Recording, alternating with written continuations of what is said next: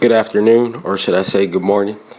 This is the podcast called Question Mark, QUESTIONMARK. You can check me out on my website, questionmark.life. Let me say that again, questionmark.life. I was very blessed to have the opportunity to work this weekend at the rec center where I used to work during COVID-19 in 2019 to 2020. It was a blessing to see how things have progressed and to see all these young kids come in there and be a part of an experience that you can't get anywhere else. And you have to pay for it. It is expensive to pay for an experience. And I believe that people will pay for that kind of experience to be around energy and know to see their grandchild or their grandson or daughter be a part of a tournament that is going to it's based off winning. And to see 6th, 7th, and 8th graders, sixth graders to 7th graders play, I was just very disappointed in the parents. I remember back when I was in middle school, Coach Woodhall, shout out Coach Woodhall, he was tough on us, but he was tough on us because he wanted to see us be better.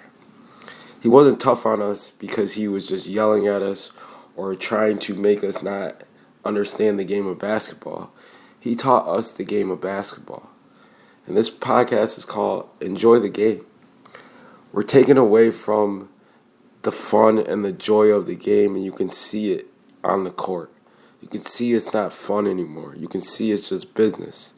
And if we're at this point in society where we're putting our kids in a position where we're banking on them being successful through through their lives off sport or off anything else, you're the real loser. And I will tell you that you are the loser because you are forcing your kid to do things that they probably don't want to do. And trust me, I know these kids enjoy basketball. They love playing basketball. I don't want to take anything away from the kids. But to see the parents, the way they were speaking to the refs, this is 6th and 7th grade basketball. There are no scouts out there coming to look at any of these kids. And I'm sorry, if you were that great, you would figure out a way just to play the game. You would enjoy, you would see the enthusiasm on the court. During that time when I played, I was always happy and joyful. I love basketball because during that time, it was carefree. There was no worry in the world. And to see parents fighting because they didn't get a call or that this kid traveled. All the kids are traveling at this point. Not one of them know how to use a pivot foot. For all the coaches out there, teach your kids how to do a pivot foot and a layup. Nobody knows how to make layups anymore. That's basketball 101. Use the square. No one's using the square. They're just throwing the ball up as high as they can and hope it goes in. Nothing wrong with shooting threes.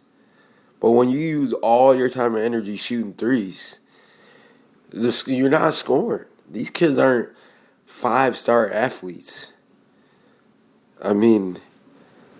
Just bring the fun back to the game and enjoy this process with your kids and grow with them during it and learn from them and listen. I do appreciate my dad wasn't hard on me when it came to basketball because he had his opinion and his suggestion, but he wasn't hard on me. He knew that I was playing the game and that's what I wanted to do, and he wasn't going to bug me about it.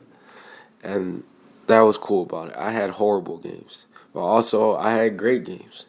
And he always acknowledged the great games, and he also acknowledged I could have done better, but not in those words. He just said you could have made it easier on yourself. You make it really hard on yourself.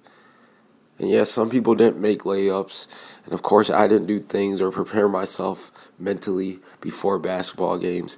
I know that. But to have these kids feeling that they're not good enough to just have fun, we need to take a step back and evaluate ourselves, and evaluate our relationships with people kids, and how you just communicate. If there's an issue, you can always talk to someone out without yelling and try to figure out how to communicate. And that's the beauty of life. It really is the beauty of life. And it's been a lot of raw emotion for me these past couple days because when the 10th hits, March 10th, those 7 days I know that I spent with my mother, and I know that it's time for me to sit there with myself and these thoughts and these emotions about someone I really loved and lost. But this is once again the podcast, question mark, QUESTIONMARK. Before I leave this podcast, I want to do a quick reading for you guys. I appreciate you for just being patient. Put a lot of art out there these past couple weeks. It's been consistent. January 29th, I dropped my latest title called DBA, Death Before Achievement. And then I went straight into WGW Evolution, to a WGW Audio Zine, to a WGW Storytime. And here's my reading that I want to read to you guys. When my mother transitioned on March 17, 2023, a lot of my friends and everyone on social media was celebrating a holiday.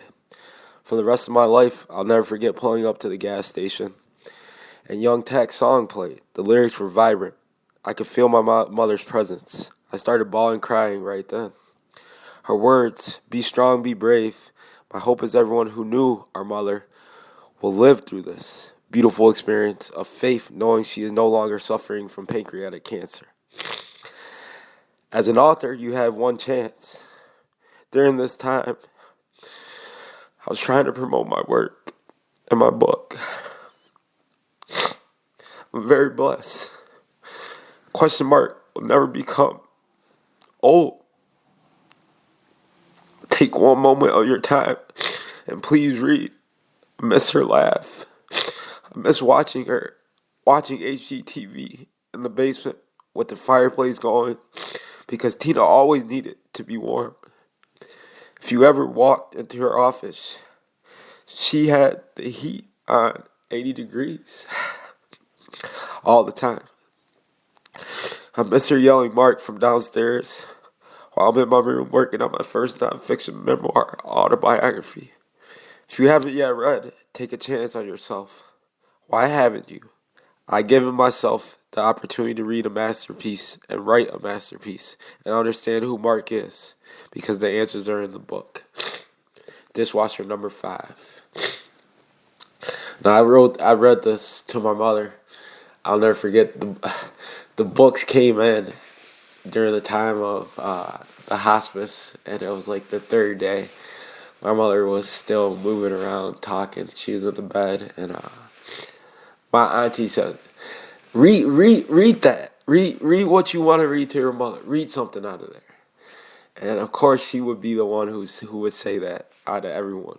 She always pushed me to just be great and be my best self and be Mark. And I couldn't be more thankful for that. That valued more than $1 could ever be. So, dishwasher number 5. No, ma'am, I'm here washing dishes for a short period of time. Don't put that shit on me, unquote. I have the utmost respect for labor jobs in order for society to maintain balance in this social economic disaster that has been created. My first dishwashing gig was washing dishes at the library in Kalamazoo, Michigan. My other pit stops on my dishwasher tour were Manja, Johnny Fetzer Center, One Well Brewery, and Peachtree Here Estate in Champaign, Illinois. The tour continued at family, friends, apartments, and homes throughout the Midwest. My mother's voice echoed. If you ever stay in anyone's home, make sure you're the first one up and clean up. The secret is what my great-grandmother's Irene instilled as a discipline into Tina. A fabric cloth that you can't recreate, generational curses, and smell of liquor and home-cooked french fries through the Burke pipeline pours. Money should never dictate relationships or the sharing conversations. Time and energy have more value. Why are you quitting? Question mark. I mean, do you want me to wash dishes for the rest of my life? Question Mark, when you reach for the stars. Make sure you bring a fork and banana pudding. Question mark. Dot life. I love you all.